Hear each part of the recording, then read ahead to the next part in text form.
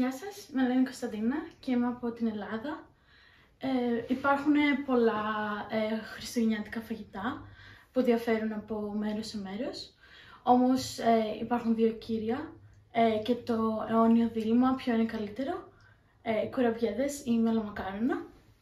Υπάρχουν επίσης πολλά χριστουγεννιάτικα και πρωτοχρονιάτικα κάλαντα και τα παιδιά κάθε παραμονή Χριστουγέννων και Πρωτοχρονιάς πηγαίνουν από σπίτι σε σπίτι και τραγουδάνε τα χριστουγεννιάτικα κάλαντα και οι κάτοικοι των σπιτιών έπειτα τους δίνουν είτε χρήματα είτε γλυκά.